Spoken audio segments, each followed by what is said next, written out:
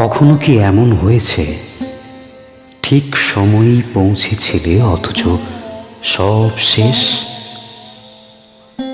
সেদিন আমার সঙ্গে ঠিক তাই হয়েছিল।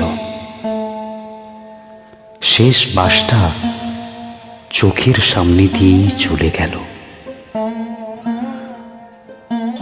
বাস স্ট্যান্ডটা খুব বড় কিছু ছিল না। দুটো বেঞ্চ, একটা লোহার শেড আর একটা বাতি, যেটা সবসময় ঠিকমতো জ্বলেও না। জায়গাটা শহরও না, আবার পুরোপুরি গ্রামও নয়। সন্ধে নামলেই দোকানগুলো একে একে বন্ধ হয়। চায়ের দোকানটা তখন শেষ কেটলি বসায়। আমি দাঁড়িয়েছিলাম, হাতে একটা ছোট্ট ব্যাগ। মনে হচ্ছিল আজকের দিনটা এমনিতেই ভারী। দূর থেকে বাসটার হেডলাইট দেখা গেল। মনে হলো এই তো পেয়ে গেছি। আমি একটু এগিয়ে গেলাম, হাত তুললাম। বাসটা ধীরে ধীরে এলো, কিন্তু থামলো না। ড্রাইভার একবার আমার দিকে তাকালো, তারপর চোখ সরিয়ে নিল। প্রথমে ড্রাইভারের উপর খুব রাগ হলো, তারপর নিজের উপর রাগ।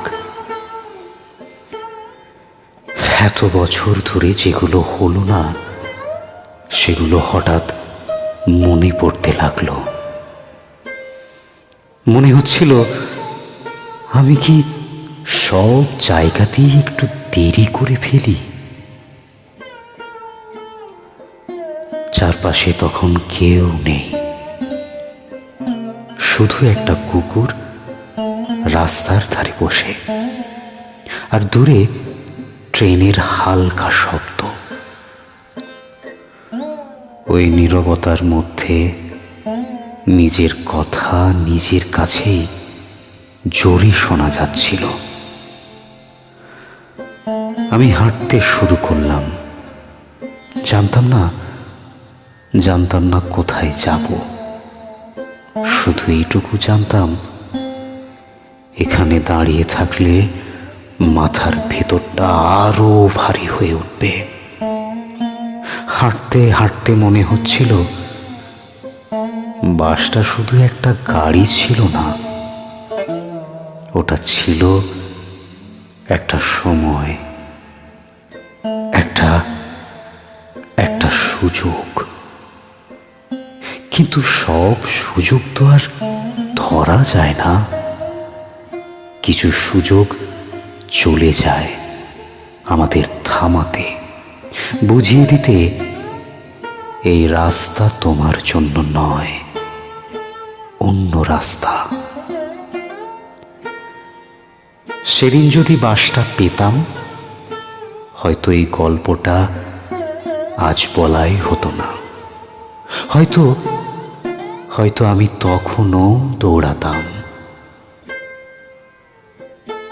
এখন মাঝে মাঝে শেষ বাসটার কথা মনে পড়ে।